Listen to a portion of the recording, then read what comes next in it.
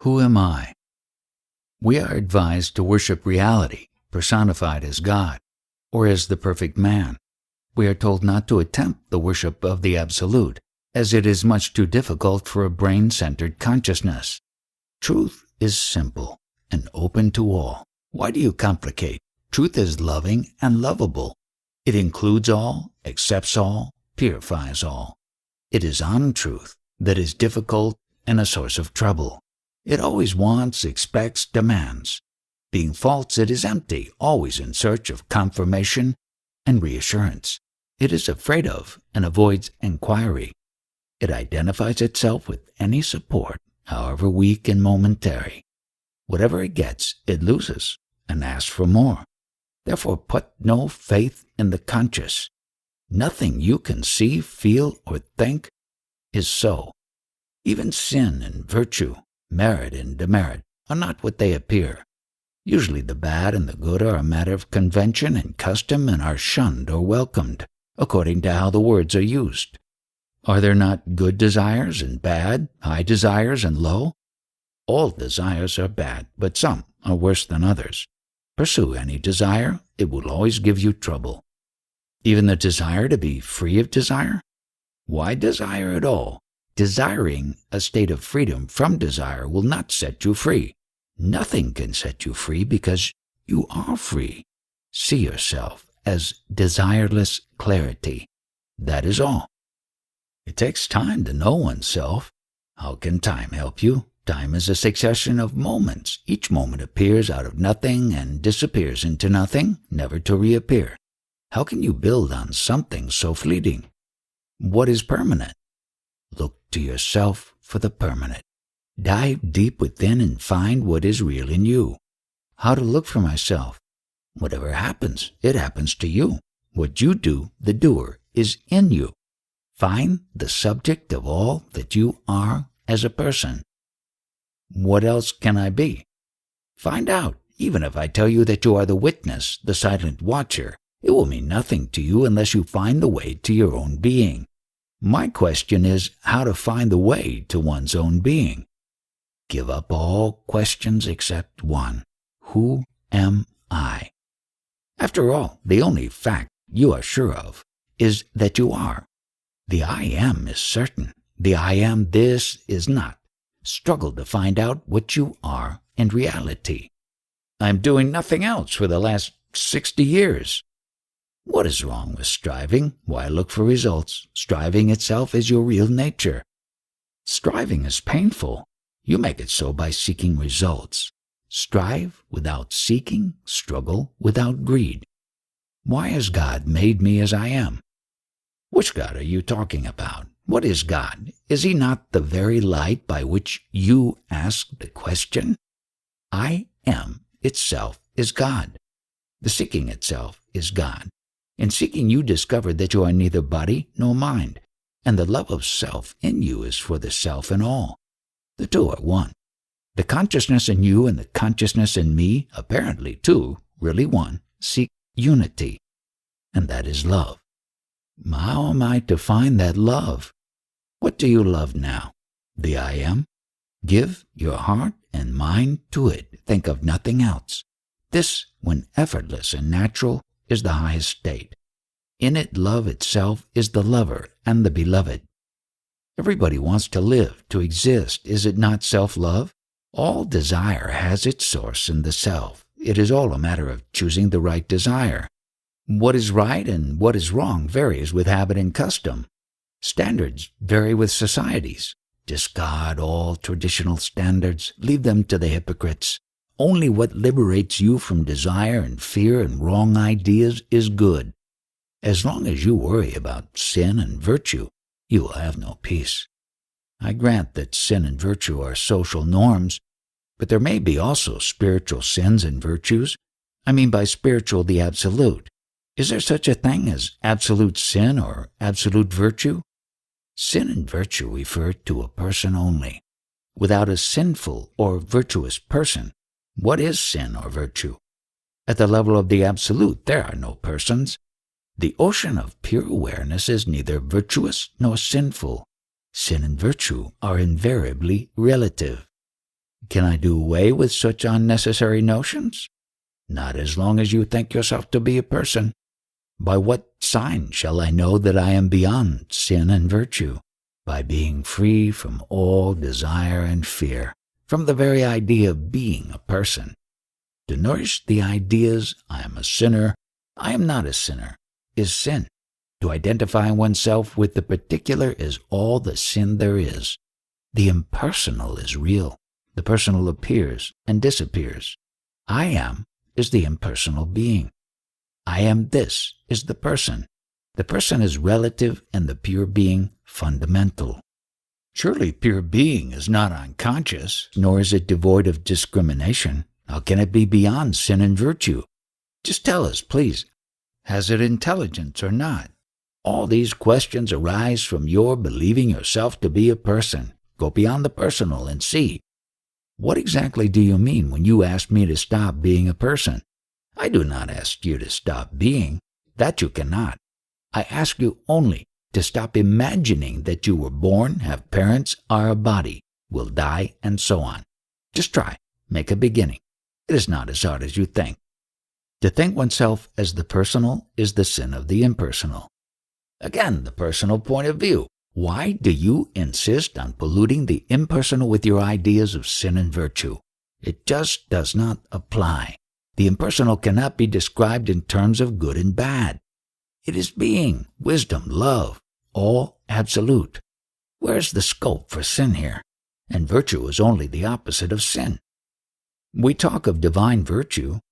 True virtue is divine nature, swarupa. What you are really is your virtue. But the opposite of sin, which you call virtue, is only obedience born out of fear. Then why all the effort at being good? It keeps you on the move. You go on till you find God. Then God takes you into himself and makes you as he is. The same action is considered natural at one point and a sin at another. What makes it sinful? Whatever you do against your better knowledge is sin. Knowledge depends on memory. Remembering yourself is virtue. Forgetting yourself is sin. It all boils down to the mental or psychological link between the spirit and matter. We may call the link psyche. When the psyche is raw, undeveloped, quite primitive, it is subject to gross illusions. As it grows in breadth and sensitivity, it becomes a perfect link between pure matter and pure spirit, and gives meaning to matter and expression to spirit. There is the material world and the spiritual. Between lies the universal mind, which is also universal heart. It is wise love that makes the two one. Some people are stupid, some are intelligent. The difference is in their psyche. The ripe ones add more experience behind them, just like a child grows by eating and drinking, sleeping and playing. So is man's psyche shaped by all he thinks and feels and does until it is perfect enough to serve as a bridge between the spirit and the body? As a bridge permits the traffic between the banks, so does the psyche bring together the source and its expression. Call it love. The bridge is love. Ultimately, all is experience. Whatever we think, feel, do is experience. Behind it is the experiencer. So all we know consists of these two, the experiencer and the experience. But the two are really one. The experiencer alone is the experience. Still, the experiencer takes the experience to be outside. In the same way, the spirit and the body are one. They only appear as two. To the spirit there is no second. To whom does the second appear? It seems to me that duality is an illusion induced by the imperfection of the psyche. And when the psyche is perfect, duality is no longer seen. You have said it. Still, I have to repeat my very simple question. Who makes the distinction between sin and virtue? He who has a body sins with the body. He who has a mind sins with the mind. Surely the mere possession of mind and body does not compel to sin. There must be a third factor at the root of it. I come back again and again to this question of sin and virtue, because nowadays young people keep on saying that there is no such thing as sin.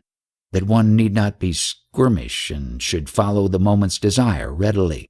They will accept neither tradition nor authority and can be influenced only by solid and honest thought. If they refrain from certain actions, it is through fear of police rather than by conviction.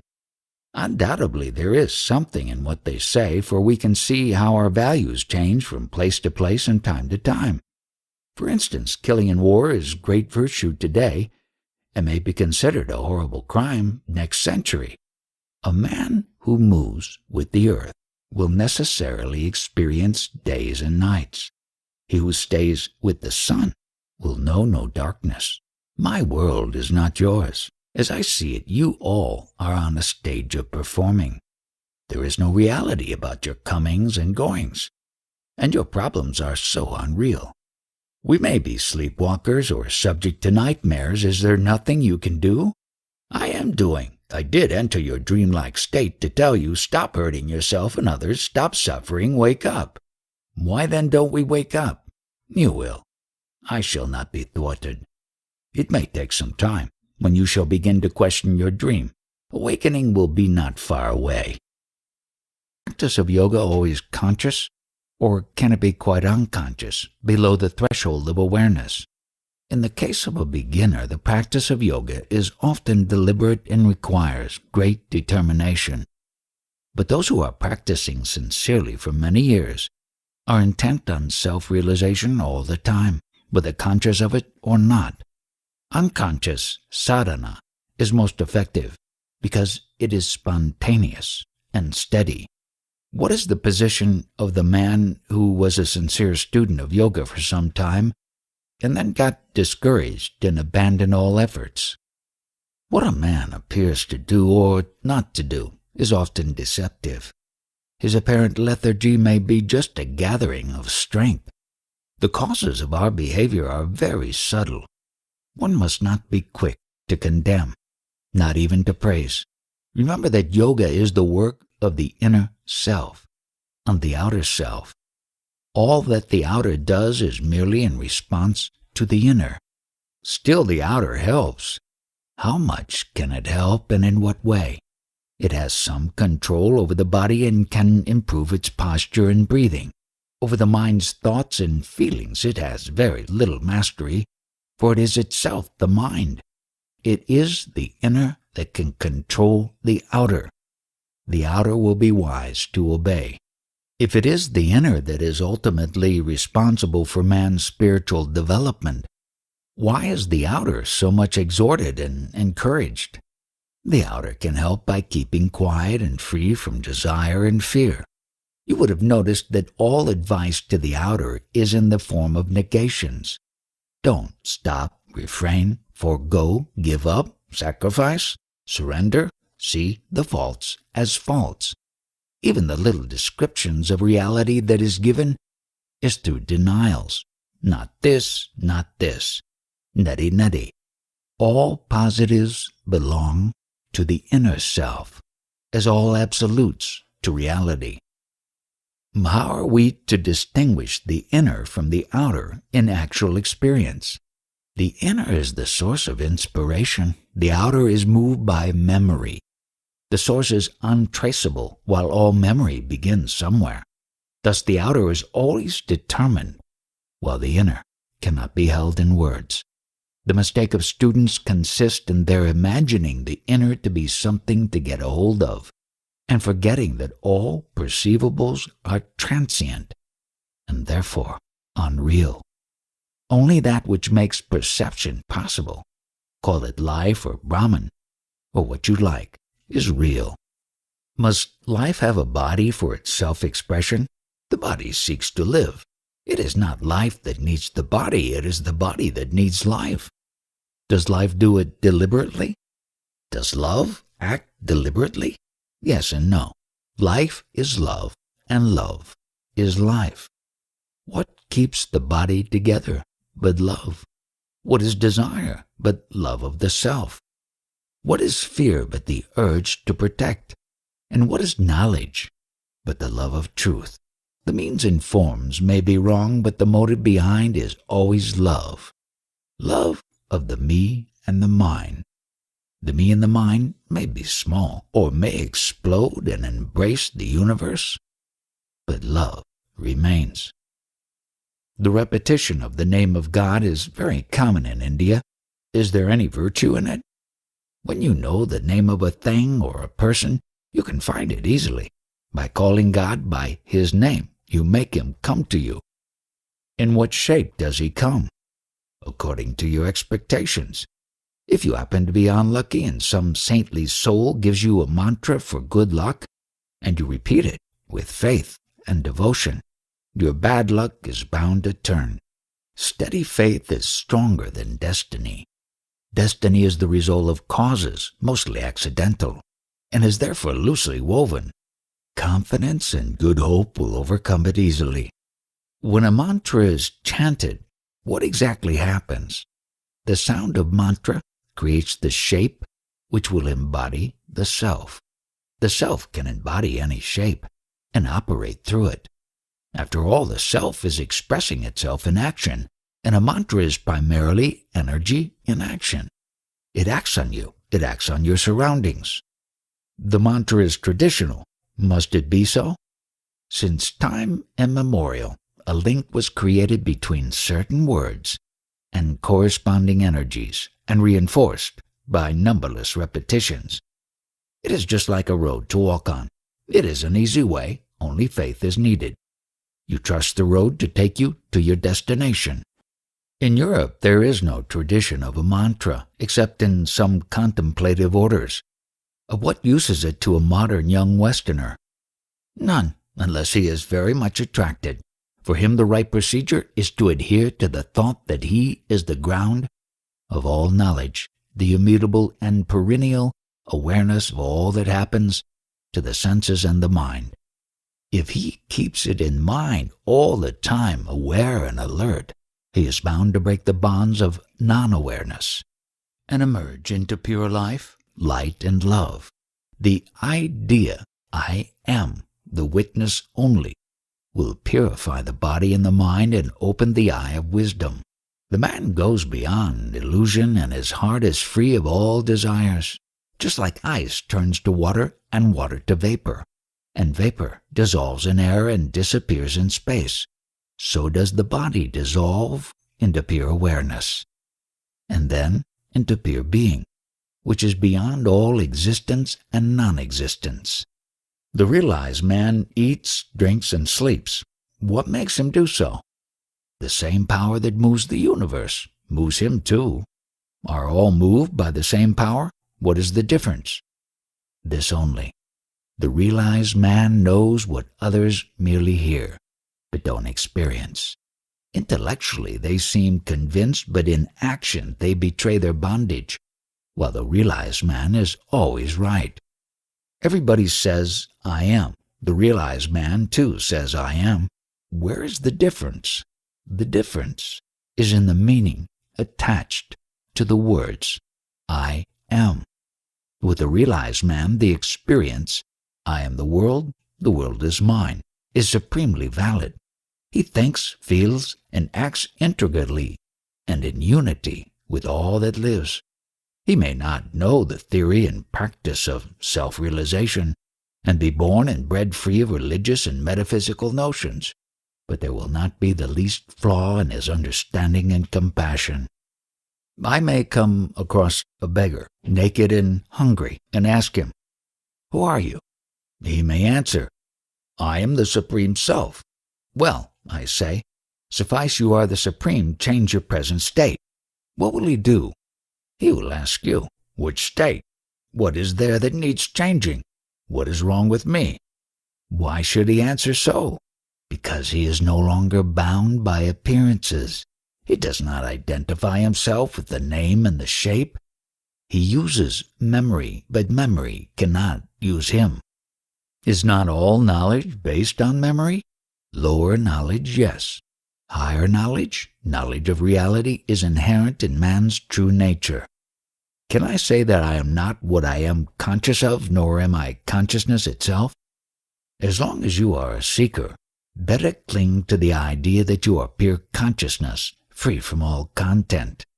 To go beyond consciousness is the supreme state. The desire for realization, does it originate in consciousness or beyond? In consciousness, of course. All desire is born from memory and is within the realm of consciousness. What is beyond is clear of all striving. The very desire to go beyond consciousness is still in consciousness. Is there any trace or imprint of the beyond in consciousness? No, there cannot be. Then what is the link between the two? How can a passage be found between two states which have nothing in common? Is not pure awareness the link between the two? Even pure awareness is a form of consciousness. Then what is beyond? Emptiness?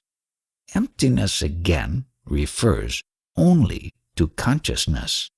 Fullness and emptiness are relative terms.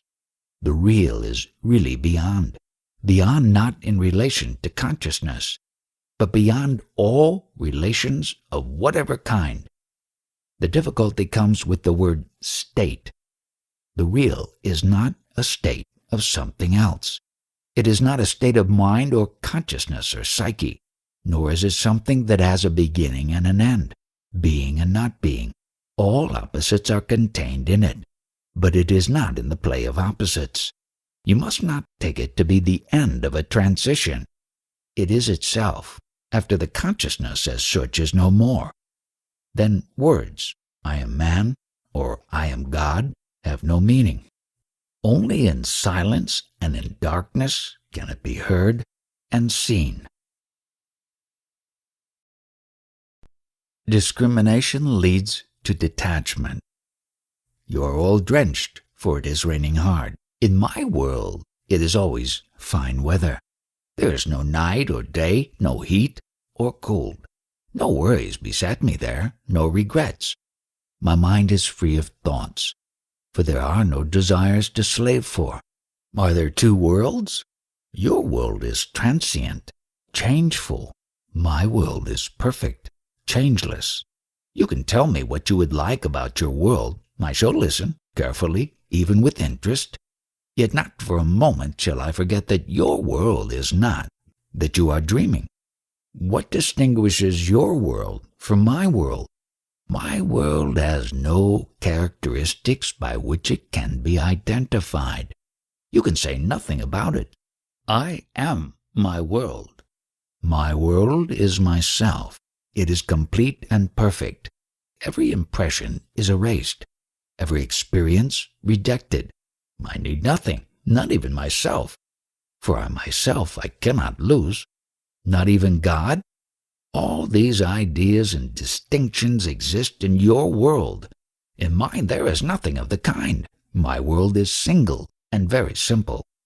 Nothing happens there? Whatever happens in your world, only there it has validity and evokes response. In my world, nothing happens. The very fact of your experiencing your world implies duality inherent in all experience. Verbally, yes, but your words do not reach me. Mine is a non-verbal world. In your world, the unspoken has no existence. In mine, the words and their contents have no being. In your world, nothing stays. In mine, nothing changes. My world is real, while yours is made of dreams. Yet we are talking. The talk is in your world. In mine, there is eternal silence. My silence sings. My emptiness is full. I lack nothing. You cannot know my world until you are there. It seems as if you alone are in your world. How can you say alone or not alone when words do not apply? Of course I am alone, for I am all. Are you ever coming into our world? What is coming and going to me? These again are words. I am. Whence am I to come from, and where to go? Of what use is your world to me? You should consider more closely your own world, examine it critically, and suddenly, one day you will find yourself in mine. What do we gain by it? You gain nothing. You leave behind what is not your own and find what you have never lost, your own being. Who is the ruler of your world? There are no ruler and ruled here. There is no duality whatsoever. You are merely projecting your own ideas. Your scripture and your gods have no meaning here. Still you have a name and shape, display consciousness and activity. In your world I appear so. In mine I have being only. Nothing else. You people are rich with your ideas of possession, of quantity and quality. I am completely without ideas. In my world there is disturbance, distress, and despair. You seem to be living on some hidden income, while I must slave for a living. Do as you please. You are free to leave your world for mine. How is the crossing done? See your world as it is, not as you imagine it to be. Discrimination will lead to detachment. Detachment will ensure right action. Right action will build the inner bridge to your real being. Action is a proof of earnestness. Do what you are told diligently and faithfully, and all obstacles will dissolve. Are you happy? In your world I would be most miserable. To wake up, to eat, to talk, to sleep again. What a bother! So you do not want to live even? To live, to die. What meaningless words are these? When you see me alive, I am dead. When you think me dead, I am alive. How muddled up you are! How indifferent you are! All the sorrows of our world are as nothing to you. I am quite conscious of your troubles. Then what are you doing about them? There is nothing I need doing. They come and go. Do they go by the very act of your giving them attention? Yes. The difficulty may be physical, emotional, or mental, but it is always individual. Large-scale calamities are the sum of numberless individual destinies and take time to settle. But death is never a calamity. Even when a man is killed, the calamity is of the killer. Still, it seems there are two worlds, mine and yours. Mine is real. Yours is of the mind. Imagine a rock and a hole in the rock and a frog in the hole. The frog may spend its life in perfect bliss, undistracted, undisturbed. Outside the rock, the world goes on. If the frog in the hole were told about the outside world, he would say, "There is no such thing. My world is of peace and bliss. Your world is a word structure only. It has no existence." It is the same with you. When you tell us that our world simply does not exist, there is no common ground for discussion. Or take another example. I go to a doctor and complain of stomach ache. He examines me and says, "You are all right." "But it pains," I say. "Your pain is mental," he asserts.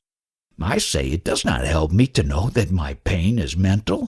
You are a doctor. Cure me of my pain. If you cannot cure me, you are not a doctor." Quite right. You have built the railroad, but for the lack of a bridge no train can pass. Build the bridge. There is no need of a bridge. There must be some link between your world and mine. There is no need of a link between a real world and an imaginary world, for there cannot be any. So what are we to do? Investigate your world. Apply your mind to it. Examine it critically. Scrutinize every idea about it. That will do. The world is too big for investigation. All I know is that I am, the world troubles me, and I trouble the world. My experience is that everything is bliss, but the desire for bliss creates pain. Thus, bliss becomes the seed of pain. The entire universe of pain is born of desire. Give up the desire for pleasure, and you will not even know what is pain. Why should pleasure be the seed of pain? Because for the sake of pleasure you are committing many sins, and the fruits of sins are suffering and death. You say the world is of no use to us, only a tribulation. I feel it cannot be so. God is not such a fool. The world seems to me a big enterprise for bringing the potential into actual, matter into life, the unconscious into full awareness. To realize the supreme, we need the experience of the opposites. Just as for building a temple, we need stone and mortar, wood and iron, glass and tiles. So for making a man into a divine sage, a master of life and death, one needs the materials of every experience. As a woman goes to the market, buys provisions of every sort, comes home, cooks, bakes, and feeds her Lord. So we bake ourselves nicely in the fire of life and feed our God. Well, if you think so, act on it. Feed your God by all means. A child goes to school and learns many things, which will be of no use to it later. But in the course of learning it grows. So do we pass through experiences without number and forget them all, but in the meantime we grow all the time? And what is a Jnani but a man with a genius for reality? This world of mine cannot be an accident. It makes no sense. There must be a plan behind it. My God has a plan. If the world is false, then the plan and its creator are also false. Again, you deny the world. There is no bridge between us. There is no need of a bridge. Your mistake lies in your belief that you are born. You were never born, nor will you ever die. But you believe that you were born at a certain date and place and that a particular body is your own. The world is. I am. These are facts. Why do you worry about the world before taking care of yourself? You want to save the world, don't you? Can you save the world before saving yourself? And what means being saved? Saved from what? From illusion? Salvation is to see things as they are. I really do not see myself related to anybody and anything, not even to a self, whatever that self may be. I remain forever undefined. I am within and beyond, intimate and unapproachable. How did you come to it? By my trust in my Guru. He told me, you alone are. And I did not doubt him. I was merely puzzling over it until I realized that it is absolutely true. Conviction by repetition? By self-realization. I found that I am conscious and happy absolutely and only by mistake. I thought I owed being consciousness bliss to the body and the world of bodies. You are not a learned man. You have not read much, and what you read or heard did perhaps not contradict itself. I am fairly well educated and have read a lot, and I have found that books and teachers contradict each other hopelessly. Hence, whatever I read or hear, I take it in a state of doubt. It may be so, it may not be so, is my first reaction. And as my mind is unable to decide what is true and what is not, I am left high and dry with my doubts. In yoga, a doubting mind is at a tremendous disadvantage. I am glad to hear it. But my guru too taught me to doubt everything and absolutely. He said, deny existence to everything except yourself. Through desire you have created the world with its pains and pleasures. Must it be also painful? What else? By its very nature, pleasure is limited and transitory. Out of pain, desire is born.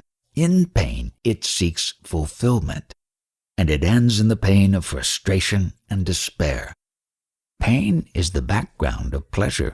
All seeking of pleasure is born in pain and ends in pain. All you say is clear to me, but when some physical or mental trouble comes, my mind goes dull and gray, or seeks frantically for relief. What does it matter? It is the mind that is dull or restless, not you. Look, all kinds of things happen in this room. Do I cause them to happen? They just happen. So it is with you. The role of destiny unfolds itself and actualizes the inevitable. You cannot change the course of events, but you can change your attitude, and what really matters is the attitude and not the bare event. The world is the abode of desires and fears. You cannot find peace in it. For peace you must go beyond the world. The root cause of the world is self-love. Because of it we seek pleasure and avoid pain. Replace self-love by love of the self, and the picture changes. Brahma, the creator, is the sum total of all desires. The world is the instrument for their fulfillment. Souls take whatever pleasure they desire and pay for them in tears. time, squares, all accounts. The law of balance reigns supreme. To be a Superman, one must be a man first. Manhood is the fruit of innumerable experiences. Desire drives to experience. Hence, at its own time and level, desire is right. All this is true in a way, but a day comes when you have amassed enough and must begin to build. Then sorting out and discarding are absolutely necessary. Everything must be scrutinized and the unnecessary ruthlessly destroyed. Believe me, there cannot be too much destruction, for in reality nothing is of value. Be passionately dispassionate. That is all. God is the all-doer, the Jnani, a non-doer. Some Mahatmas, enlightened beings, maintain that the world is neither an accident nor a play of God, but the result and expression of a mighty plan of work aiming at awakening and developing consciousness throughout the universe. From lifelessness to life, from unconsciousness to consciousness, from dullness to bright intelligence, from misapprehension to clarity. That is the direction in which the world moves ceaselessly and relentlessly. Of course, there are moments of rest and apparent darkness, when the universe seems to be dormant, but the rest comes to an end, and the work on consciousness is resumed. From our point of view, the world is a dale of tears, a place to escape from as soon as possible and by every possible means. To enlightened beings, the world is good, and it serves a good purpose. They do not deny that the world is a mental picture, and that ultimately all is one. But they see and say that the structure has meaning and serves a supremely desirable purpose. What we call the will of God is not a capricious whim of a playful deity, but the expression of an absolute necessity to grow in love and wisdom and power, to actualize the infinite potentials of life and consciousness. Just as a gardener grows flowers from a tiny seed to glorious perfection, so does God in his own garden grow, among other beings, men to supermen who know and love and work along with him. When God takes rest, those whose growth was not completed becomes unconscious for a time, while the perfect ones, who have gone beyond all forms and contents of consciousness, remain aware of the universal silence. When the time comes for the emergence of a new universe, the sleepers wake up and their work starts. The more advanced wake up first and prepare the ground for the less advanced, who thus find forms and patterns of behavior suitable for their further growth. Thus runs the story. The difference with your teaching is this. You insist that the world is no good and should be shunned. They say that distaste for the world is a passing stage, necessary, yet temporary, and is soon replaced by an all-pervading love and a steady will to work with God. All you say is right for the outgoing pravritti path. For the path of return, nivritti, naughting oneself is necessary. My stand I take where nothing is. Words do not reach there, nor thoughts. To the mind it is all darkness and silence. Then consciousness begins to stir and wakes up the mind, which projects the world built of memory and imagination. Once the world comes into being, all you say may be so. It is in the nature of the mind to imagine goals, to strive towards them, to seek out means and ways, to display visions, energy, and courage. These are divine attributes, and I do not deny them. But I take my stand where no difference exists, where things are not, nor the minds that create them. There I am at home. Whatever happens does not affect me. Things act on things, that is all, free from memory and expectation. I am fresh, innocent, and wholehearted. Mine is the great worker, and it needs rest. Needing nothing, I am unafraid. Whom to be afraid of?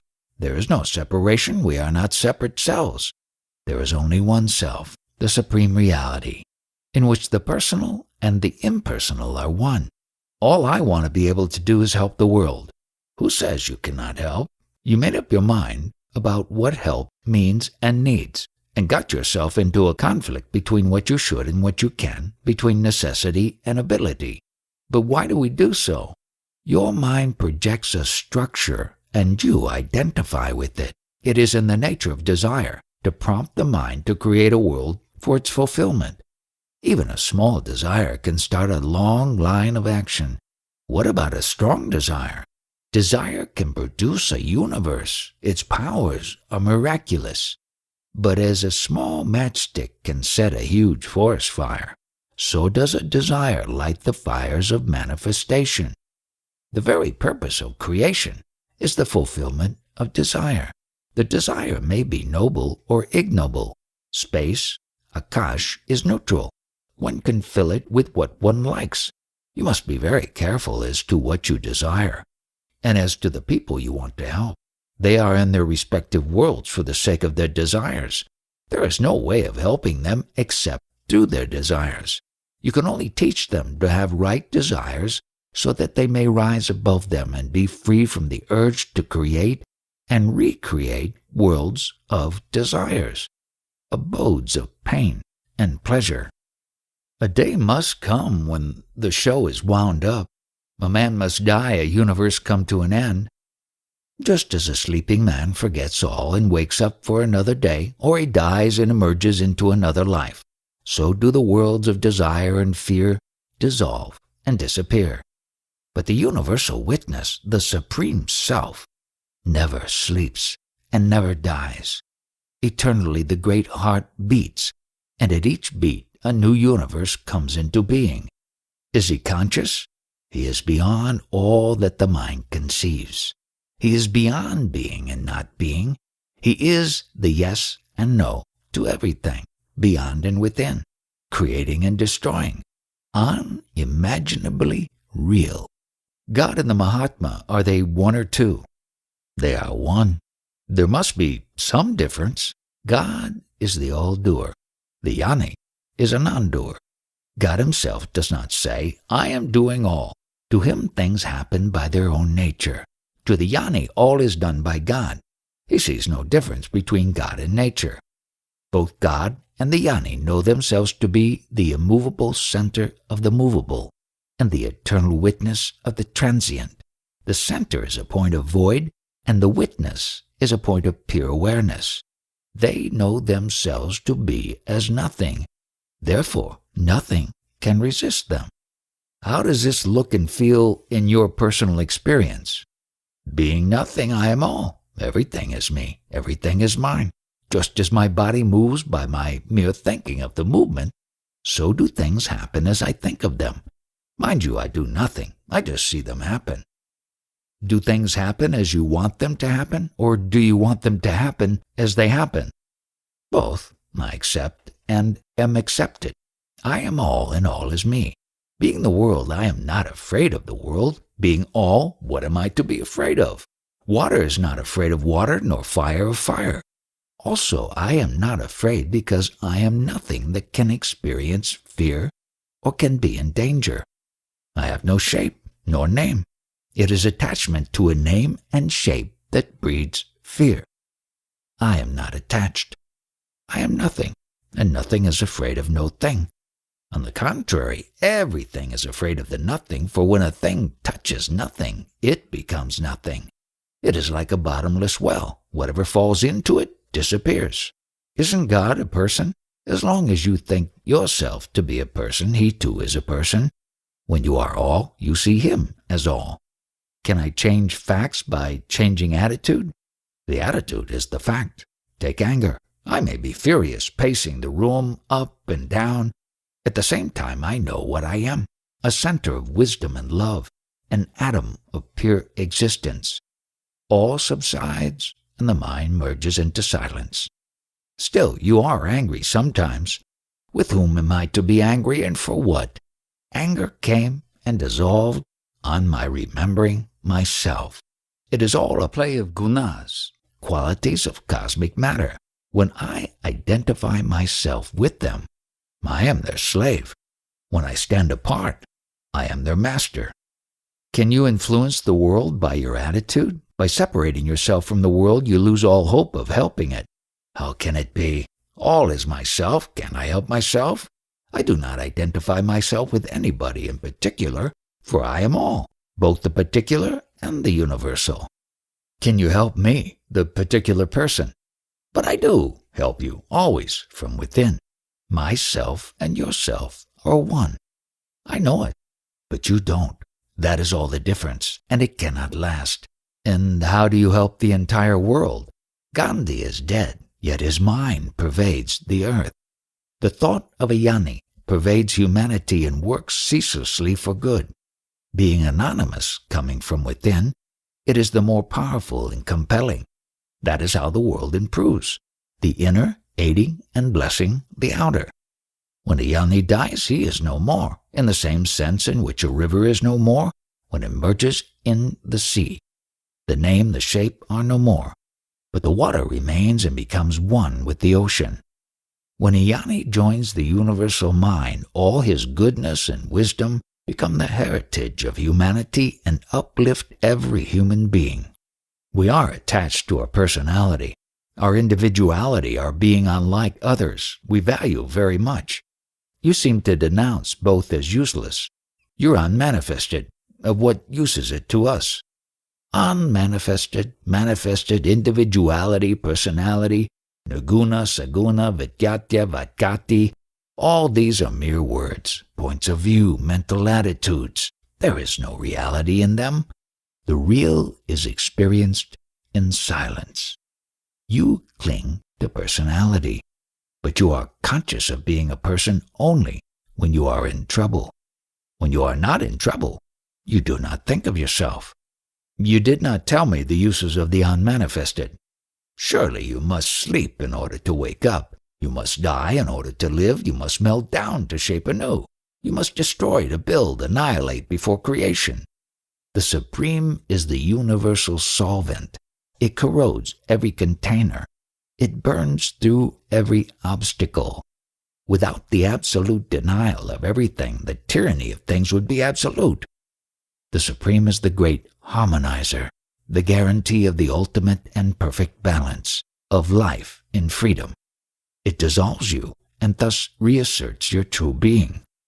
It is all well on its own level, but how does it work in daily life? Daily life is a life of action. Whether you like it or not, you must function. Whatever you do for your own sake accumulates and becomes explosive. One day it goes off and plays havoc with you and your world.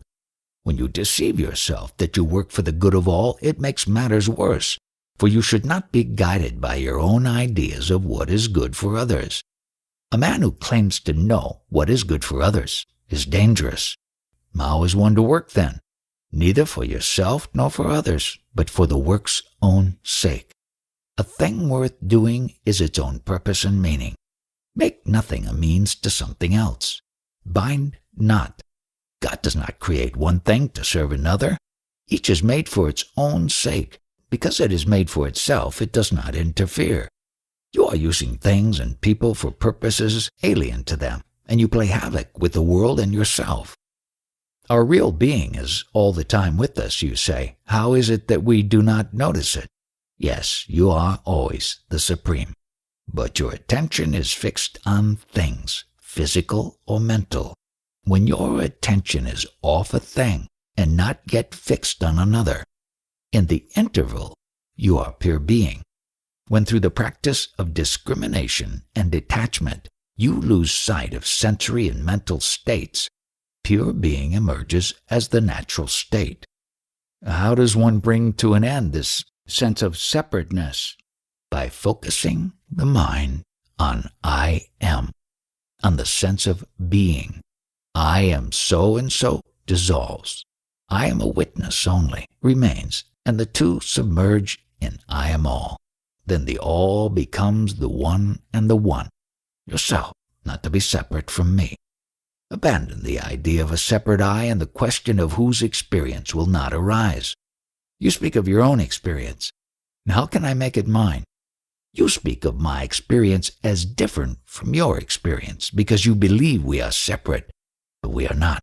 On a deeper level, my experience is your experience. Dive deep within yourself and you will find it easily and simply. Go in the direction of I am. Hold on to I am. Are you ever glad or sad? Do you know joy and sorrow? Call them as you please. To me they are states of mind only, and I am not the mind. Is love a state of mind? Again, it depends on what you mean by love. Desire is, of course, a state of mind, but the realization of unity is beyond mind. To me, nothing exists by itself. All is self, and all is myself. To see myself in everybody and everybody in myself most certainly is love. When I see something pleasant, I want it. Who exactly wants it, the self or the mind? The question is wrongly put. There is no who. There is desire, fear, anger, and the mind says, this is me, this is mine. There is no thing which could be called me or mine. Desire is a state of mind perceived and named by the mind. Without the mind perceiving and naming, where is desire? But is there such a thing as perceiving without naming? Of course.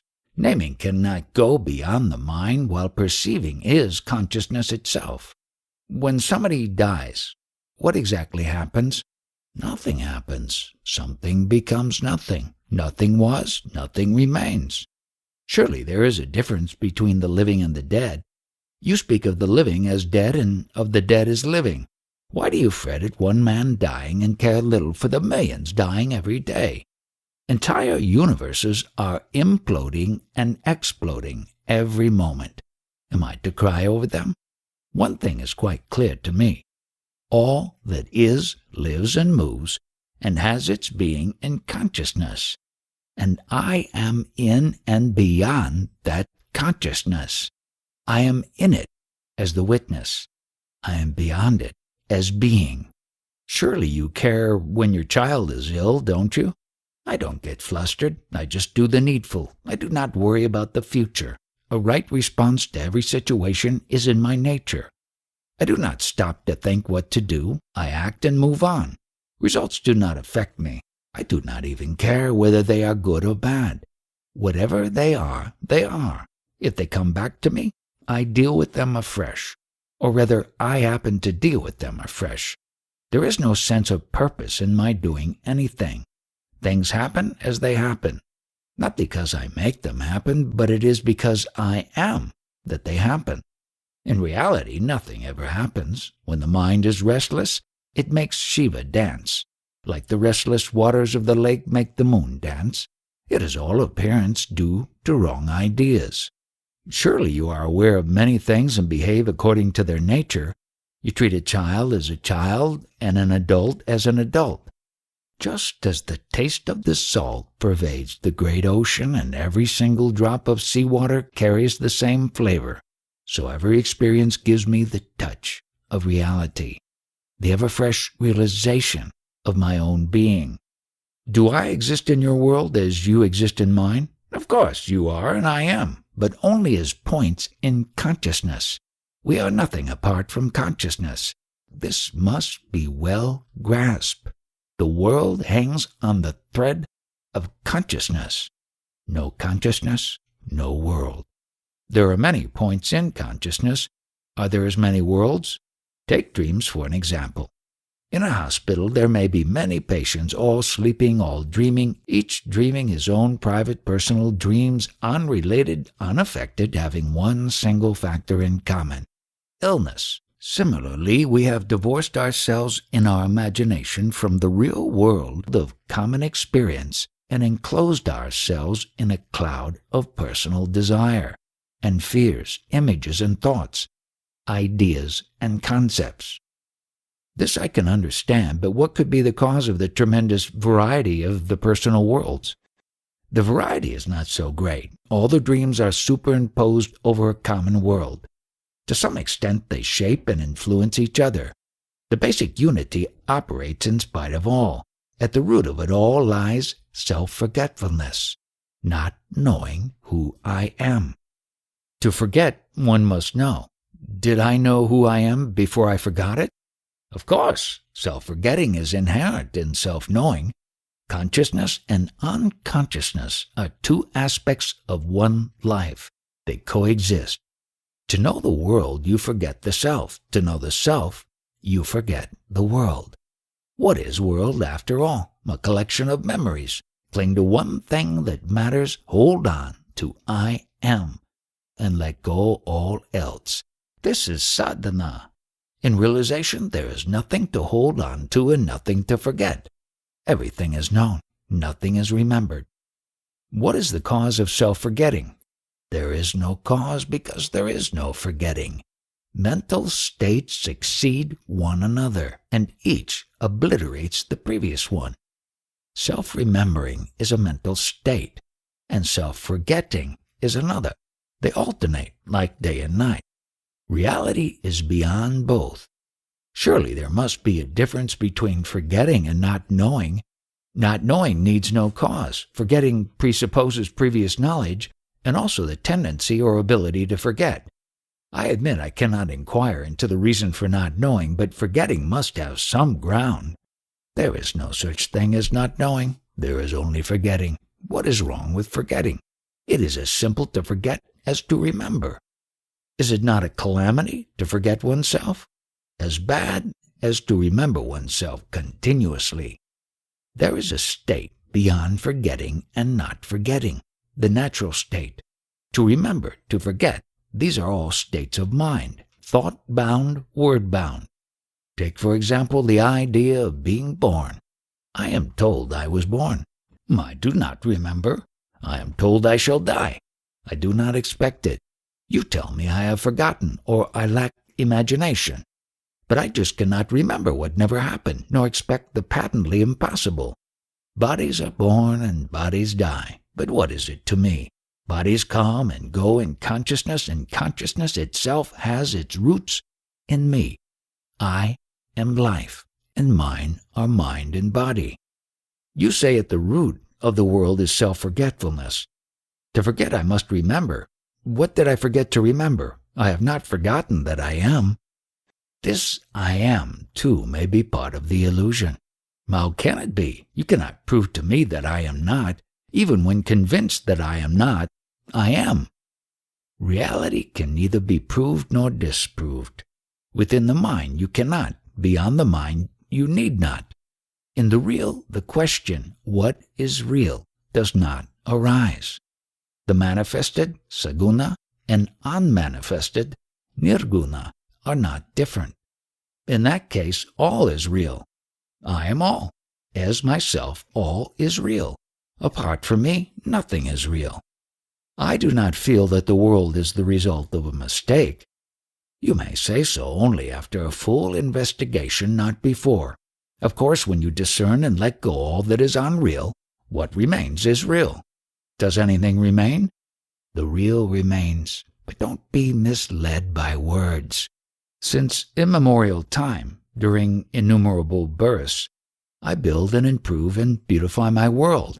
It is neither perfect nor unreal. It is a process. You are mistaken.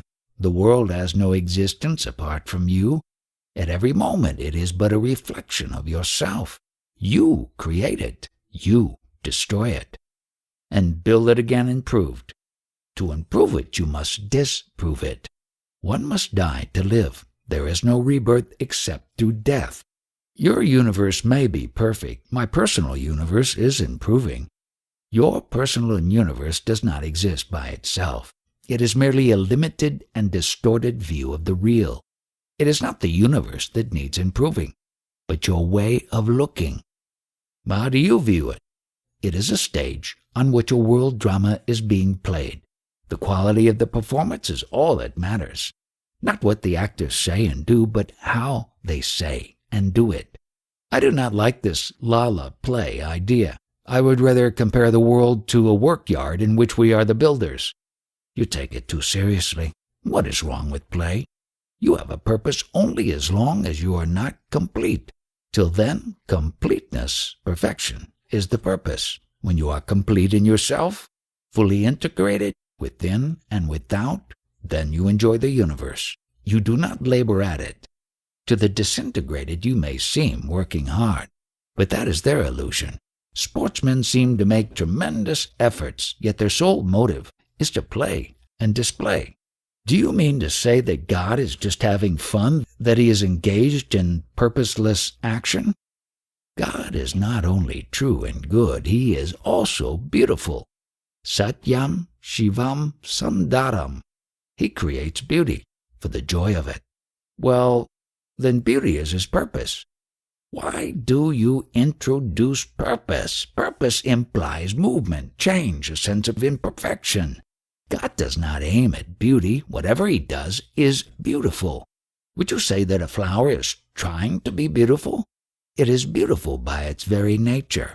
Similarly, God is perfection itself, not an effort at perfection. The purpose fulfills itself in beauty. What is beautiful? Whatever is perceived blissfully is beautiful. Bliss is the essence of beauty. You speak of Sat Chitananda. That I am is obvious. That I know is obvious. That I am happy is not at all obvious. Where has my happiness gone? Be fully aware of your own being and you will be in bliss consciously. Because you take your mind off yourself and make it dwell on what you are not, you lose your sense of well-being, of being well. There are two paths before us, the path of effort, Yoga Marga, and the path of ease, Bhoga Marga. Both lead to the same goal, liberation. Why do you call Bhoga a path? How can ease bring you perfection? The perfect renouncer, yogi, will find reality. The perfect enjoyer, bhogi, also will come to it. How can it be? Aren't they contradictory? The extremes meet. To be a perfect bhogi is more difficult than to be a perfect yogi. I am a humble man and cannot venture judgments of value. But the yogi and the bhogi, after all, are concerned with the search for happiness. The yogi wants it permanent. The bhogi is satisfied with the intermittent. Often the bhogi strives harder than the yogi. What is your happiness worth when you have to strive and labor for it? True happiness is spontaneous and effortless. All beings seek happiness. The means only differ. Some seek it within and are therefore called yogis. Some seek it without and are condemned as bhogis. Yet they need each other. Pleasure and pain alternate. Happiness is unshakable. What you can seek and find is not the real thing. Find what you have never lost. Find the inalienable. Personality, an obstacle. As I can see, the world is a school of yoga, and life itself is yoga practice. Everybody strives for perfection, and what is yoga but striving? There is nothing contemptible about the so-called common people in their common lives. They strive as hard and suffer as much as the yogi, only they are not conscious of their true purpose. In what way are your common people yogis? Their ultimate goal is the same. What the yogi secures by renunciation, tyaga, the common man realizes through experience, bhoga. The way of bhoga is unconscious and therefore repetitive and protracted, while the way of the yogi is deliberate and intense and therefore can be more rapid. Maybe the periods of yoga and bhoga alternate. First bhogi, then yogi, then again bhogi, then again yogi. What may be the purpose? Weak desires can be removed by introspection and meditation, but strong, deep-rooted ones must be fulfilled, and their fruits, sweet or bitter, tasted. Then why should we pay tribute to yogis and speak slightly of bhogis? All are yogis in a way. On the human scale of values, deliberate effort is considered praiseworthy. In reality, both the yogi and bhogi follow their own nature, according to circumstances and opportunities. The yogi's life is governed by a single desire, to find truth. The bhogi serves many masters, but the bhogi becomes a yogi, and the yogi may get a rounding up and about of bhoga. The final result is the same. Buddha is reported to have said that it is tremendously important to have heard that there is enlightenment, a complete reversal and transformation in consciousness. The good news is compared to a spark and a shipload of cotton. Slowly but relentlessly, the whole of it will turn to ashes. Similarly, the good news of enlightenment will, sooner or later, bring about transformation. Yes, first hearing, shravana, then remembering, smarana. pondering, and so on. We are on familiar ground. The man who heard the news becomes a yogi, while the rest continue in their boga, pondering, manana. But you agree that living a life, just living the humdrum life of the world, being born to die and dying to be born, advances man by its sheer volume, just like the river finds its way to the sea by the sheer mass of the water it gathers. Before the world was, consciousness was. In consciousness it comes into being. In consciousness it lasts, and into pure consciousness it dissolves. As the root of everything is the feeling I am. The state of mind there is a world is secondary, for to be I do not need the world needs me. The desire to live is a tremendous thing. Still greater is the freedom from the urge to live. The freedom of the stone? Yes, the freedom of the stone, and much more besides. Freedom unlimited and conscious. Is not personality required for gathering experience? As you are now, the personality is only an obstacle. Self-identification with the body may be good for an infant, but true growing up depends on getting the body out of the way. Normally, one should outgrow body-based desires early in life. Even the bogi, who does not refuse enjoyments, need not hanker after the ones he has tasted. Habit, desire for repetition, frustrates both the yogi and the bogi. Why do you keep on dismissing the person, Vyakti, as of no importance? Personality is the primary fact of our existence. It occupies the entire stage. As long as you do not see that it is a mere habit built on memory, prompted by desire, you will think yourself to be a person, living, feeling, thinking, active, passive, pleased, or pained. Question yourself. Ask yourself, is it so? Who am I? What is behind and beyond all this? And soon you will see your mistake. And it is in the very nature of a mistake to cease to be when seen. The yoga of living of life itself we may call the natural yoga, Nisarga yoga. It reminds me of the primal yoga, Adi yoga, mentioned in Rig Veda, which was described as the marrying of life with mind. A life lived thoughtfully in full awareness is by itself Nisarga yoga. What does the marriage of life and mind mean? Living in spontaneous awareness, conscious of effortless living, being fully interested in one's life. All this is implied. Sharada Devi, wife of Sri Ramakrishna Paramahamsa, used to scold his disciples for too much effort. She compared them to mangoes on the tree, which are being plucked before they are ripe. "Why hurry?" she used to say. "Wait till you are fully ripe, mellow, and sweet." How right she was. There are so many who take the dawn for the noon, a momentary experience for full realization, and destroy even the little they gain by excessive pride. Humility and silence are essential for sadhaka. However advanced, only a fully ripened jnani can allow himself complete spontaneity. It seems there are schools of yoga where the student, after illumination, is obliged to keep silent for 7 or 12 or 15 or even 25 years. Even Bhagavan Sri Ramana Maharshi imposed on himself 20 years of silence before he began to teach. Yes, the inner fruit must ripen. Until then, the discipline, the living in awareness, must go on. Gradually, the practice becomes more and more subtle, until it becomes altogether formless. Krishnamurti, too, speaks of living in awareness. He always aims directly at the ultimate. Yes, ultimately all yogas end in your Adi Yoga, the marriage of consciousness, the bride, to life, the bridegroom, consciousness and being, Sat Chit, meet in bliss, Ananda. For bliss to arise, there must be meeting, contact, the assertion of unity and duality. Buddha, too, has said that for the attainment of nirvana, one must go to living beings. Consciousness needs life to grow. The world itself is contact, the totality of all contacts actualized in consciousness.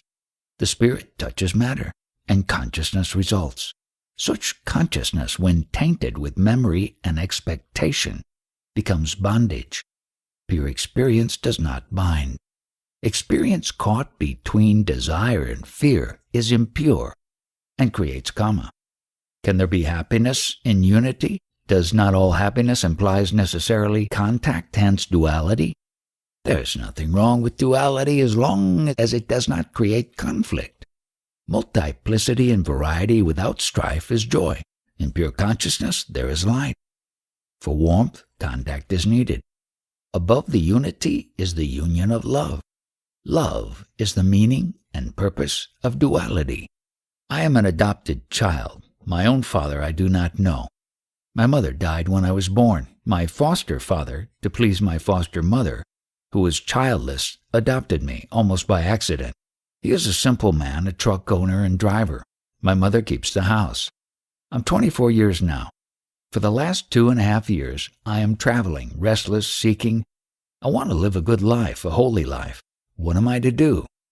Go home, take charge of your father's business, look after your parents in their old age, marry the girl who is wanting for you, be loyal, be simple, be humble.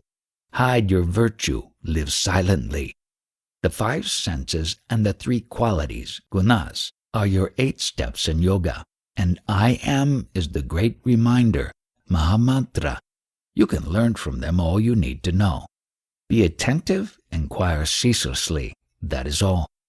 If just living one's life liberates, why are not all liberated? All are being liberated. It is not what you live, but how you live that matters.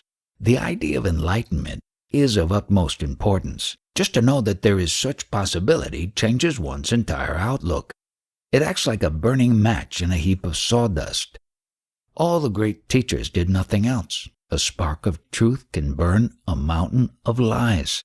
The opposite is also true.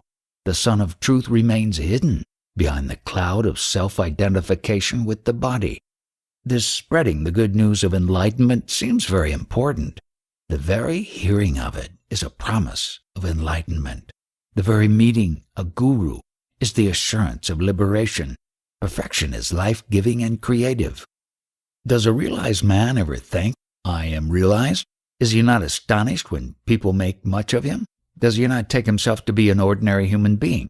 Neither ordinary nor extraordinary, just being aware and affectionate intensely. He looks at himself without indulging in self-definitions and self-identifications. He does not know himself as anything apart from the world. He is the world. He is completely rid of himself, like a man who is very rich but continually gives away his riches. He is not rich, for he has nothing. He is not poor, for he gives abundantly. He is just propertyless. Similarly, the realized man is egoless. He has lost the capacity of identifying himself with anything. He is without location, placeless, beyond space and time, beyond the world, beyond words and thoughts as he. Well, it is a deep mystery to me.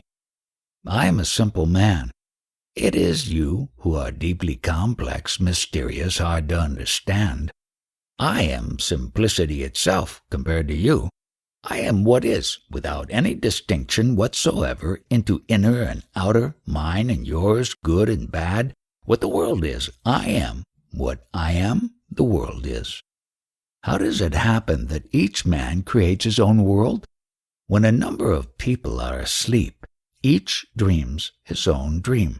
Only on awakening the question of many different dreams arises and dissolves when they are all seen as dreams, as something imagined. Even dreams have a foundation. In memory, even then, what is remembered is but another dream. The memory of the false cannot but give rise to the false. There is nothing wrong with memory as such. What is false is its content. Remember facts, forget opinions. What is a fact? What is perceived in pure awareness, unaffected by desire. The beginningless begins forever. The other day, I was asking you about the 2 ways of growth, renunciation and enjoyment, yoga and bhoga. The difference is not so great as it looks. The yogi renounces to enjoy. The bhogi enjoys to renounce. The yogi renounces first. So what? leave the yogi to his yoga and the bogi to his boga. The way of the boga seems to me the better one.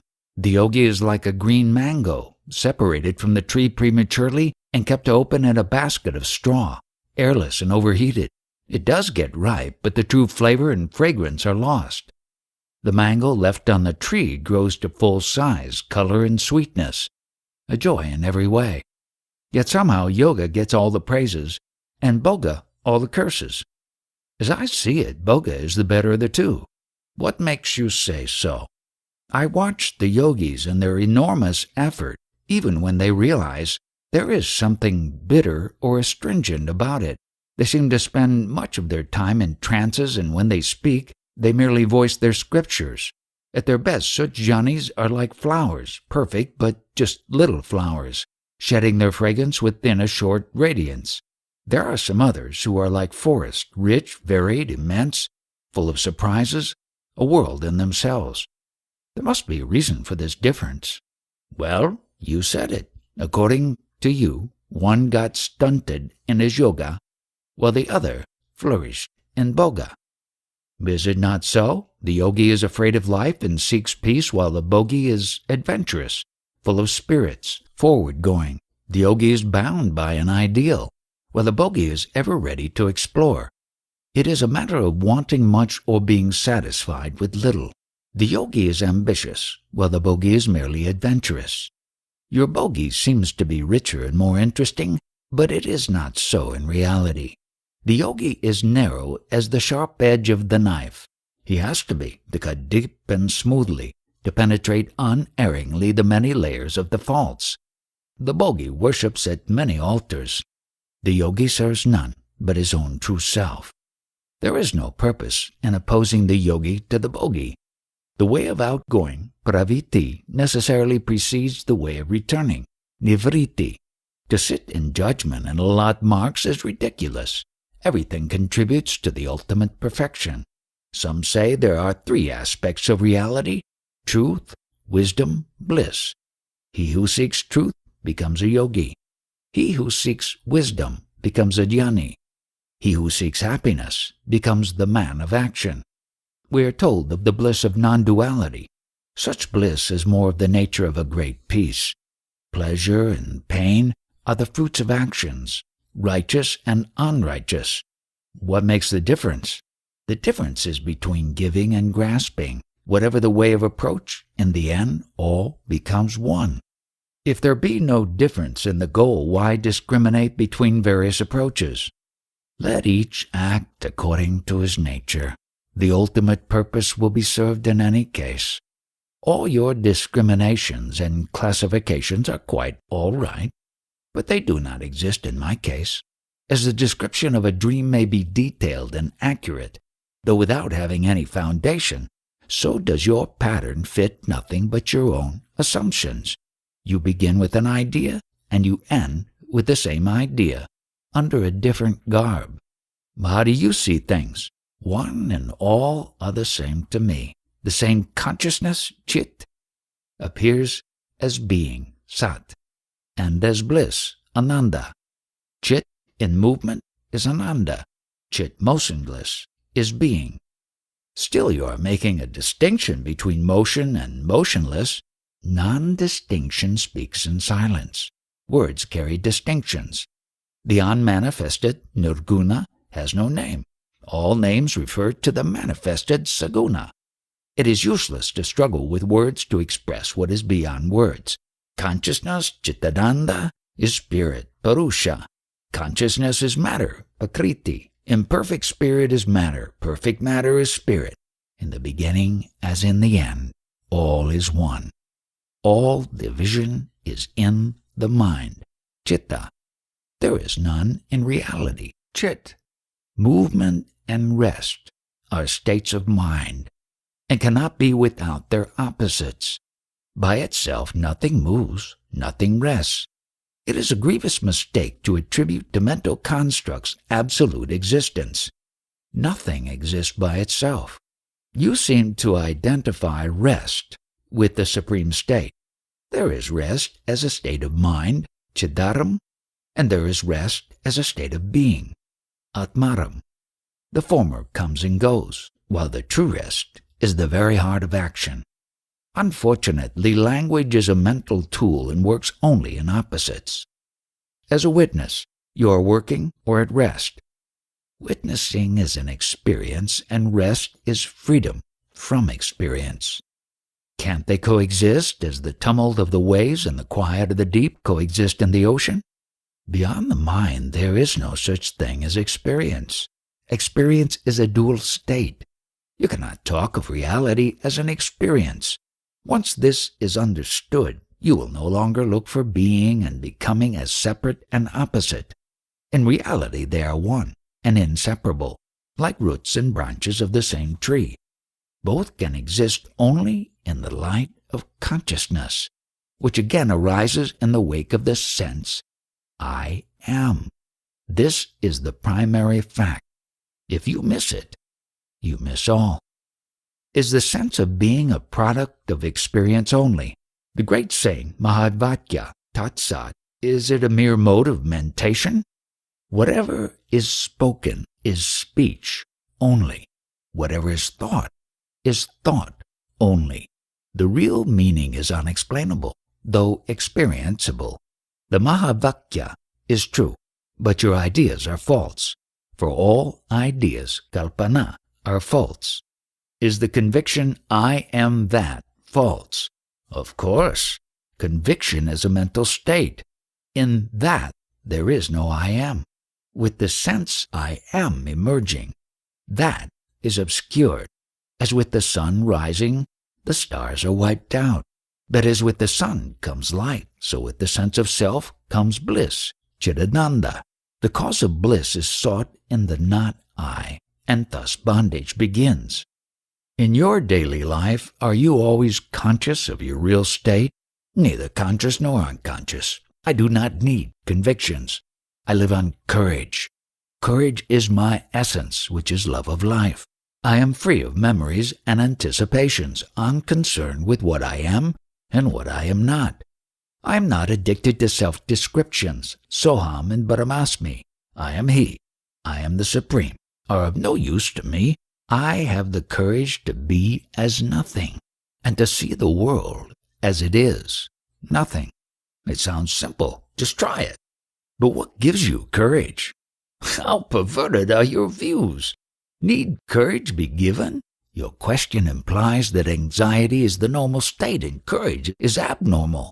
It is the other way around. Anxiety and hope are born of imagination. I am free of both. I am simple being, and I need nothing to rest on. Unless you know yourself, of what use is your being to you? To be happy with what you are, you must know what you are. Being shines as knowing. Knowing is warm in love. It is all one. You imagine separations and trouble yourself with questions. Don't concern yourself overmuch with formulations. Pure being cannot be described. Unless a thing is knowable and enjoyable, it is of no use to me. It must become a part of my experience, first of all. You are dragging down reality to the level of experience. How can reality depend on experience, when it is the very ground, adhar, of experience? Reality is in the very fact of experience, not in its nature.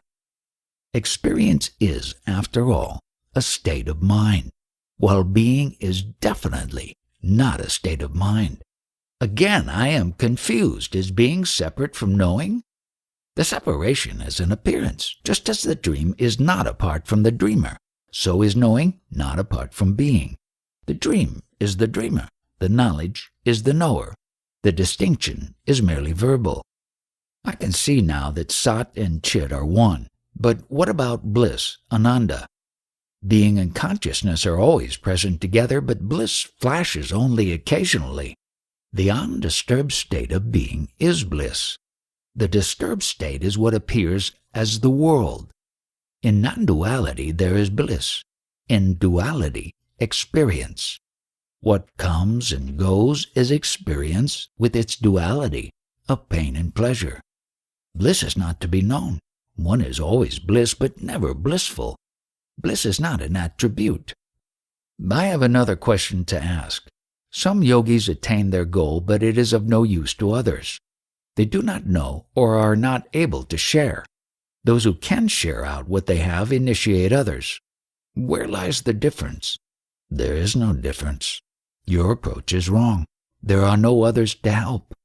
A rich man, when he hands over his entire fortune to his family, has not a coin to give a beggar.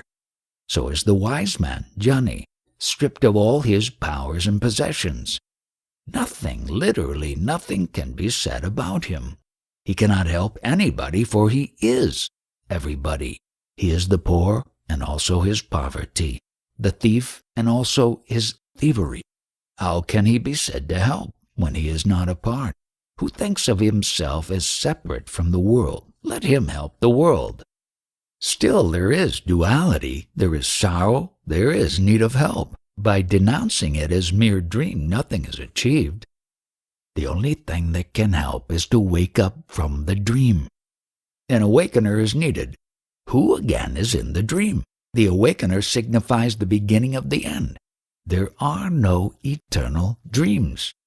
Even when it is beginningless, everything begins with you. What else is beginningless? I began at birth. That is what you are told, is it so? Did you see yourself beginning? I began just now, all else is memory. Quite right, the beginningless begins forever. In the same way I give eternally because I have nothing. To be nothing, to have nothing, to keep nothing for oneself is the greatest gift, the highest generosity. Is there no self-concern left? Of course I am self-concerned, but the self is all. In practice it takes the shape of goodwill, unfailing and universal. You may call it love, all-pervading, all-redeeming. Such love is supremely active, without the sense of doing. All suffering is born of desire. I come from a far-off country. I had some inner experiences on my own, and I would like to compare notes. By all means. Do you know yourself? I know that I am not the body, nor am I the mind. What makes you say so? I do not feel I am in the body. I seem to be all over the place, everywhere.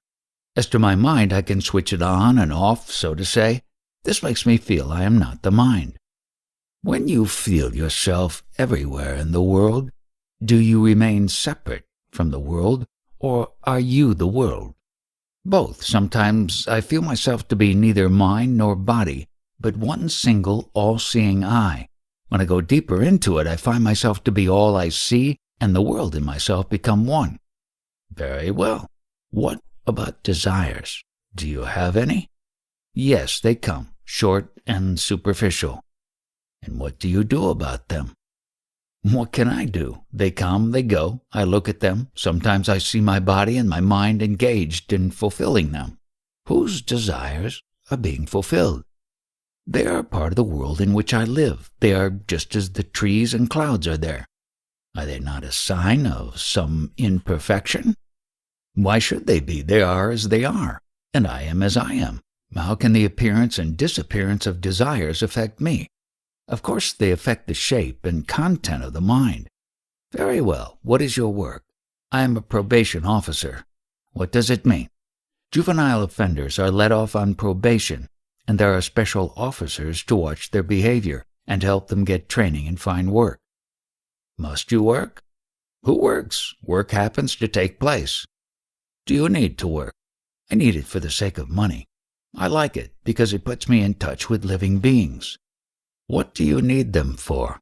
They need me, and it is their destinies that make me take up this work. It is one life, after all. How do you come to your present state? Sri Ramana Maharshi's teachings have put me on my way. Then I met one Douglas Harding, who helped me by showing me how to work on the who am I. Was it sudden or gradual? Oh, it was quite sudden, like something quite forgotten coming back into one's mind, or like a sudden flash of understanding. How simple, I said, how simple. I am not what I thought I am. I'm neither the perceived nor the perceiver. I'm the perceiving only. Not even the perceiving, but that which makes all this possible. What is love? When the sense of distinction and separation is absent, you may call it love. Why so much stress on love between man and woman? Because the element of happiness in it is so prominent. Is it not so in all love? Not necessarily. Love may cause pain. You call it then compassion. What is happiness? Harmony between the inner and the outer is happiness. On the other hand, self-identification with the outer causes is suffering. How does self-identification happen? The self by its nature knows itself only. For lack of experience, whatever it perceives, it takes to be itself. Battered, it learns to look out, viveka, and to live alone, vairagya. When right behavior becomes normal, a powerful inner urge makes it seek its source. The candle of the body is lighted, and all becomes clear and bright. What is the real cause of suffering? Self-identification with the limited. Sensations as such, however strong, do not cause suffering. It is the mind bewildered by wrong ideas, addicted to thinking, I am this, I am that fears loss and craves gain, and suffers when frustrated. A friend of mine used to have horrible dreams night after night. Going to sleep would terrorize him. Nothing could help him. Company of the truly good, satsang, would help him. Life itself is a nightmare. Noble friendship, satsang, is the supreme remedy for all ills, physical and mental. Generally, one cannot find such friendship. Seek within. Your own self is your best friend. Why is life so full of contradictions? It serves to break down mental pride.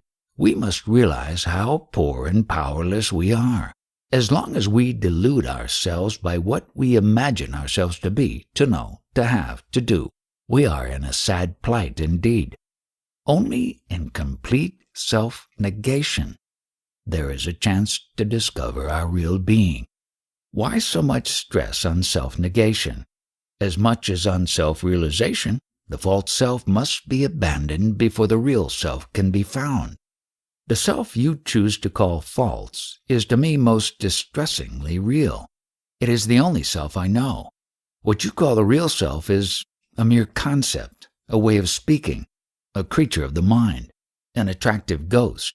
My daily self is not a beauty, I admit, but it is my own and only self. You say I am or have another self. Do you see it? Is it a reality to you? Or do you want me to believe what you yourself don't see? Don't jump to conclusions rashly. The concrete need not be the real. The conceived need not be false. Perceptions based on sensations and shaped by memory imply a perceiver, whose nature you never cared to examine. Give it your full attention. Examine it with loving care, and you will discover heights and depths of being which you did not dream of, engrossed as you are in your puny image of yourself. I must be in the right mood to examine myself fruitfully. You must be serious, intent, truly interested. You must be full of goodwill for yourself. I am selfish, all right. You are not. You are all the time destroying yourself and your own by serving strange gods, inimical and false. By all means, be selfish, the right way. Wish yourself well. Labor at what is good for you. Destroy all that stands between you and happiness. Be all, love all, be happy, make happy. No happiness is greater. Why is there so much suffering in love? All suffering is born of desire. True love is never frustrated. How can the sense of unity be frustrated? What can be frustrated is the desire for expression. Such desires of the mind, as with all things mental, frustration is inevitable. What is the place of sex in love? Love is a state of being. Sex is energy. Love is wise. Sex is blind. Once the true nature of love and sex is understood, there will be no conflict or confusion. There is so much sex without love. Without love, all is evil. Life itself without love is evil. What can make me love?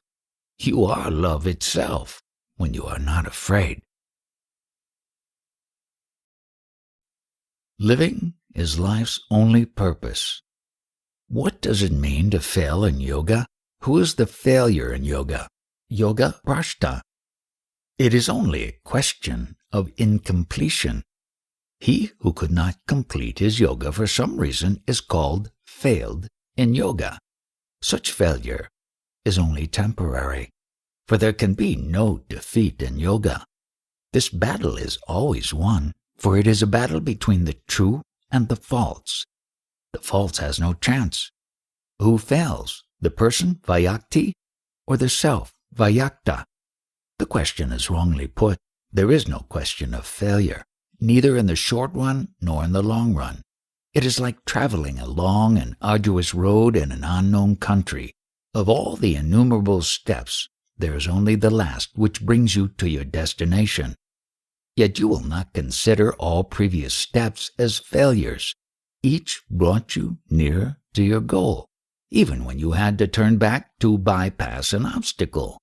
In reality, each step brings you to your goal, because to be always on the move, learning, discovering, unfolding, is your eternal destiny. Living is life's only purpose. The self does not identify itself with success or failure. The very idea of becoming this or that is unthinkable. The self understands that success and failure are relative and related, that they are the very warp and weft of life. Learn from both and go beyond. If you have not learnt, repeat. What am I to learn? To live without self-concern. For this you must know your own true being, Swarupa, as indomitable, fearless, even victorious. Once you know with absolute certainty that nothing can trouble you but your own imagination, you come to disregard your desires and fears, concepts and ideas, and live by truth alone. What may be the reason that some people succeed and others fail in yoga? Is it destiny or character or just accident? Nobody ever fails in yoga. It is all a matter of the rate of progress. It is slow in the beginning and rapid in the end. When one is fully matured, realization is explosive. It takes place spontaneously, or at the slightest hint. The quick is not better than the slow. Slow ripening and rapid flowering alternate. Both are natural and right. Yet all this is so in the mind only. As I see it, there is really nothing of the kind. In the great mirror of consciousness, images arise and disappear, and only memory gives them continuity. And memory is material, destructible, perishable, transient. On such flimsy foundation, we build a sense of personal existence, vague, intermittent, dreamlike. This vague persuasion, I am so and so, obscures the changeless state of pure awareness, and makes us believe that we are born to suffer and to die.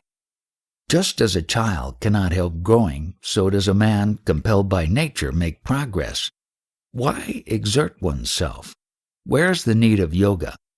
There is progress all the time. Everything contributes to progress, but this is the progress of ignorance.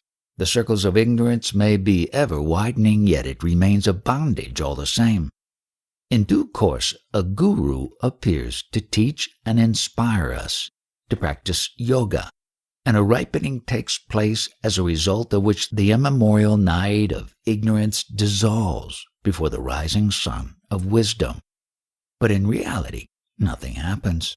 The sun is always there. There is no night to it. The mind, blinded by the I am, the body idea, spins out endlessly its thread of illusion. If all is a part of a natural process, where's the need of effort? Even effort is a part of it. When ignorance becomes obstinate and hard and the character gets perverted, effort and the pain of it become inevitable. In complete obedience to nature, there is no effort. The seed of spiritual life grows in silence and in darkness until its appointed hour. We come across some great people who, in their old age, became childish, petty, quarrelsome, and spiteful. How could they deteriorate so much? They were not perfect yogis, having their bodies under complete control, or they might not have cared to protect their bodies from the natural decay. One must not draw conclusions without understanding all the factors. Above all, one must not make judgments of inferiority or superiority. Youthfulness is more a matter of vitality, prana, than of wisdom, jnana. One may get old, but why should one lose all alertness and discrimination? Consciousness and unconsciousness, while in the body, depend on the condition of the brain, but the self is beyond both, beyond the brain, beyond the mind. The fault of the instrument is no reflection on its user. I was told that a realized man will never do anything unseemly. He will always behave in an exemplary way. Who sets the example? Why should a liberated man necessarily follow conventions? The moment he becomes predictable, he cannot be free. His freedom lies in his being free to fulfill the need of the moment, to obey the necessity of the situation. Freedom to do what one likes is really bondage, while being free to do what one must, what is right, is real freedom. Still, there must be some way of making out who has realized and who has not. If one is indistinguishable from the other, of what use is he? He who knows himself has no doubts about it, nor does he care whether others recognize his state or not. Rare is the realized man who discloses his realization, and fortunate are those who have met him, for he does it for their abiding welfare. When one looks around, one is appalled by the volume of unnecessary suffering that goes on. People who should be helped are getting help. People who should be helped are not getting help. Imagine a big hospital ward full of incurables, tossing and moaning. Were you given the authority to kill them all and end their torture, would you not do so? I would leave it to them to decide. But if their destiny is to suffer, how can you interfere with destiny? Their destiny is what happens. There is no thwarting of destiny. You mean to say everybody's life is totally determined at his birth? What a strange idea. Were it so, the power that determines would see to it that nobody should suffer.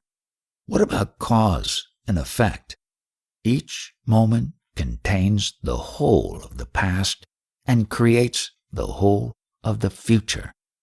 But past and future exist in the mind only. Time is in the mind, space is in the mind. The law of cause and effect is also a way of thinking. In reality, all is here and now, and all is one. Multiplicity and diversity are in the mind only. Still, you are in favor of relieving suffering even through destruction of the incurably diseased body. Again, you look from the outside while I look from within. I do not see a sufferer.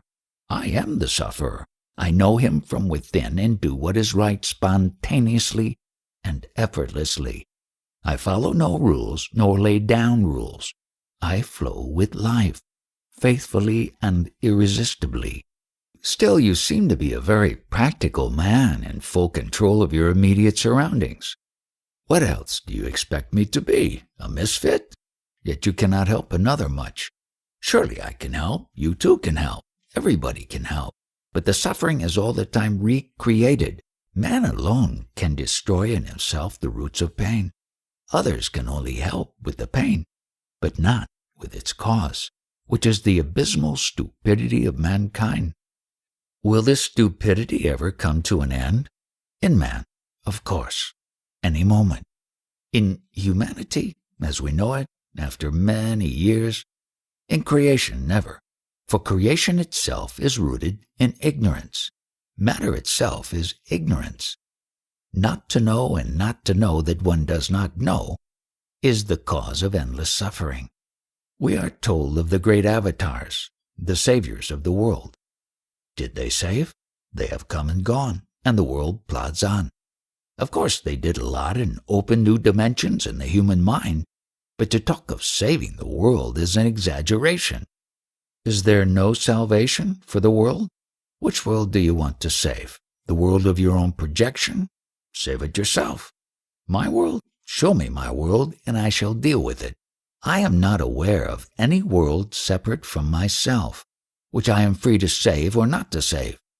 What business have you with saving the world, when all the world needs is to be saved from you? Get out of the picture and see whether there is anything left to save. You seem to stress the point that without you, your world would not have existed, and therefore the only thing you can do for it is to wind up the show. This is not a way out. Even if the world were of my own creation, this knowledge does not save it. It only explains it. The question remains, why did I create such a wretched world? And what can I do to change it? You seem to say, forget it all and admire your own glory. Surely you don't mean it. The description of a disease and its causes does not cure it. What we need is the right medicine. The description and causation are the remedy for a disease caused by obtuseness and stupidity. Just like a deficiency disease is cured through the supply of the missing factor, so are the diseases of living cured by a good dose of intelligent detachment, viveka vairagya. You cannot save the world by preaching counsels of perfection. People are as they are. Must they suffer? As long as they are as they are, there is no escape from suffering. Remove the sense of separation and there will be no conflict. A message in print may be paper and ink only. Is it the text that matters? By analyzing the world into elements and qualities, we miss the most important, its meaning. Your reduction of everything to dream disregards the difference between the dream of an insect and the dream of a poet. All is dream, granted, but not all are equal. The dreams are not equal, but the dreamer is one. I am the insect. I am the poet in the dream. But in reality I am neither. I am beyond all dreams. I am the light in which all dreams appear and disappear. I am both inside and outside the dream, just as a man having headache knows the ache and also knows that he is not the ache. So do I know the dream, myself dreaming and myself not dreaming, all at the same time. I am what I am before, during, and after the dream. But what I see and dream, I am not. It is all a matter of imagination. One imagines that one is dreaming, another imagines one is not dreaming. Are not both the same? The same, and not the same. Not dreaming as an interval between two dreams is of course a part of dreaming. Not dreaming as a steady hold on and timeless abidance in reality has nothing to do with dreaming. In that sense, I never dream, nor ever shall. If both dream and escape from dream are imaginings, what is the way out? There is no need of a way out. Don't you see that a way out is also a part of the dream? All you have to do is to see the dream as dream. If I start the practice of dismissing everything as a dream, where will it lead me? Wherever it leads you, it will be a dream. The very idea of going beyond the dream is illusory. Why go anywhere? Just realize that you are dreaming a dream you call the world, and stop looking for ways out. The dream is not your problem. Your problem is that you like one part of the dream and not another. Love all or none of it, and stop complaining. When you have seen the dream as a dream, you have done all that needs to be done. Is dreaming caused by thinking? Everything is a play of ideas. In the state free from ideation, nirvilkalpa samadhi, nothing is perceived. The root idea is I am. It shatters the state of pure consciousness and is followed by the innumerable sensations and perceptions, feeling and ideas which in their totality constitute God and His world. The I am remains as the witness, but it is by the will of God that everything happens. Why not by my will? Again, you have split yourself into God and witness. Both are one. You are free now. There are so many theories about the nature of man and the universe, the creation theory, the illusion theory, the dream theory, any number of them. Which is true? All are true. All are false. You can pick up whichever you like best. You seem to favor the dream theory. These are all ways of putting words together. Some favor one way, some favor another. Theories are neither right nor wrong. They are attempts at explaining the inexplicable. It is not the theory that matters, but the way it is being tested. It is the testing of the theory that makes it fruitful. Experiment with any theory you like. If you are truly earnest and honest, the attainment of reality will be yours. As a living being, you are caught in an untenable and painful situation, and you are seeking a way out. You are being offered several plans of your prison, none quite true, but they all are of some value, only if you are in dead earnest. It is the earnestness that liberates, and not the theory. Theory may be misleading, and earnestness blind. Your sincerity will guide you. Devotion to the goal of freedom and perfection will make you abandon all theories and systems and live by wisdom, intelligence, and active love. Theories may be good as starting points, but must be abandoned. The sooner, the better. There is a yogi who says that for realization the Eightfold Yoga is not necessary, that willpower alone will do. It is enough to concentrate on the goal with full confidence in the power of pure will to obtain effortlessly and quickly what others take decades to achieve. Concentration, full confidence, pure will. With such assets, no wonder one attains in no time. This yoga of will is all right for the mature seeker, who has shed all desires but one. After all, what is will but steadiness of heart and mind? Given such steadfastness, all can be achieved. I feel the yogi did not mean mere steadiness of purpose, resulting in ceaseless pursuit and application. He meant that with will fixed on the goal, no pursuit or application are needed. The mere fact of willing attracts its object. Whatever name you give it, will or steady purpose or one-pointedness of mind, you come back to the earnestness, sincerity, honesty. When you are in dead earnest, you bend every incident, every second of your life to your purpose. You do not waste time and energy on other things. You are totally dedicated, call it will or love or plain honesty. We are complex beings, at war within and without. We contradict ourselves all the time, undoing today the work of yesterday. No wonder we are stuck. A little of integrity would make a lot of difference. What is more powerful, desire or destiny? Desires shape destiny, and destiny shapes desire.